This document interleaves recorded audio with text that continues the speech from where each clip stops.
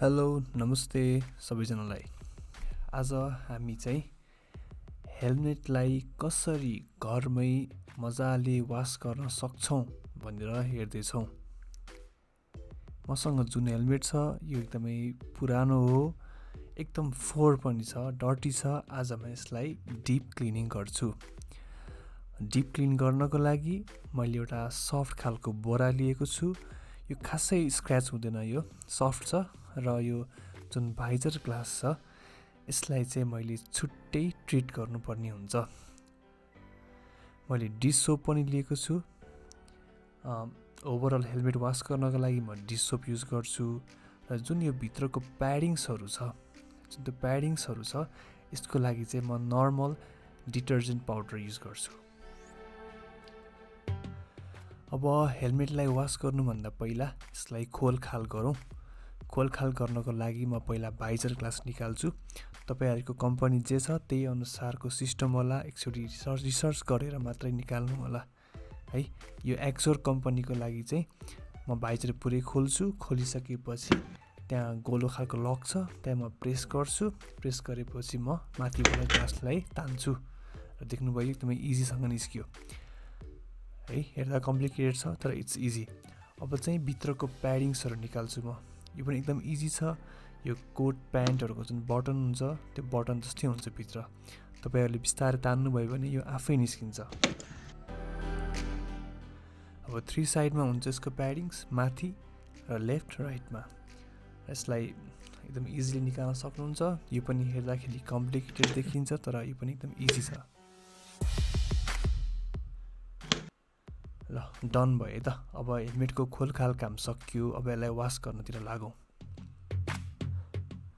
वास गर्नलाई अब एउटा भाँडामा चाहिँ मैले हेल्मेट वास गर्छु, अर्कोमा चाहिँ मैले डिटर्जेन्ट पाउडर हालेको छु। त्यसमा चाहिँ म भित्रको प्याडिङ्सहरू वास गर्छु। र अब त्यहाँ म प्याडिङ्स हालिदिएको छु डिटर्जेन्ट पाउडर र पानीमा। एकछिन म त्यसलाई त्यहाँ भिजाउँछु। अब चाहिँ हेल्मेटको पालो। हेल्मेटको लागि म डिस सोप हाल्छु है। त्यसपछि हेल्मेटलाई डुबाइदिउँ अनि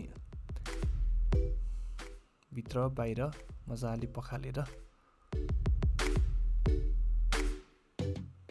अब त्यो अघि मैले जुन त्यो सफ्ट खालको ब्रस बोरा बनेको थिएँ त्यसले मजाले म यसलाई स्क्रब गर्छु है त, भित्र बाहिर। तपाईँहरूलाई मन लाग्छ भने सफ्ट खालको ब्रस पनि युज गर्न सक्नुहुन्छ। Whatever you feel easy त्यही गर्न सक्नुहुन्छ, तर स्क्रैच चाहिँ नहोस्। अब चाहिँ म भित्रको प्याडिङ्सको लागि वास गर्छु है त। अब प्याडिङ्सको लागि तपाईँहरूले डिस सोप अथवा नर्मल हेयर स्याम्पू पनि युज गर्न सक्नुहुन्छ है। तर मैले यसमा साबुन पनि युज गरेको छु, लुगा धुने साबुन। धेरैले नगर्नु भनेर भन्छ, स्मेल आउँछ पछि लाउँदाखेरि भनेर भन्छ, तर मैले चाहिँ इट्स ओके, फोहोर छ त्यही भएर मैले चाहिँ नर्मली यसलाई वास गरेँ। अब नर्मली वास गरिसकेपछि यसलाई म लास्ट फाइनल टच दिन्छु र हाम्रो प्याडिङ्सको काम पनि सकियो। अब चाहिँ हेल्मेटको पालो। हेल्मेटलाई अब मैले अघि स्क्रब गरिसकेको छु। अब यसलाई म फेरि एकचोटि फाइनल टच दिएर हेल्मेटको काम पनि सकियो। अब चाहिँ भाइजर ग्लासको लागि चाहिँ म बोथ साइडमा डिस सोप हालेर हातले बिस्तारै रब गरेर मैले नर्मल वास गर्छु र भाइजरको काम पनि सकियो। अब यसलाई म दिनभरि घाममा सुकाउँछु है, अझै कीटाणु मर्छ र हाम्रो हेल्मेटको सुक्ने काम पनि सकियो। अब अघि जुन हामीले खोलखाल गरेको थियौँ त्यो सामानलाई अब ब्याक टु द प्लेस हाल्नु पर्यो। त्यसको लागि त्यही सिम्पली प्याडिङ्सहरूलाई बटन जस्तै अट्याच गर्नुहोस् माथि लेफ्ट राइटमा। त्यसपछि भाइजरको पालो। भाइजरको लागि यसमा चाहिँ नि त्यहाँ पालहरू छ, त्यसमा त्यहाँ लक सिस्टम पनि छ अनि त्यहाँबाट त्यसलाई म प्रेस गर्छु अनि यो अट्याच्ड हुन्छ है। हेर्दाखेरि कम्प्लिकेटेड छ तर गर्दै गइसकेपछि इट्स इजी। सुरुमा टाइम लाग्न सक्छ। अब हेल्मेट पनि इट्स डन। हेल्मेटको डिप क्लिन गर्ने काम सकियो। होप तपाईँहरूलाई यो भिडियो एकदमै हेल्पफुल लाग्यो होला।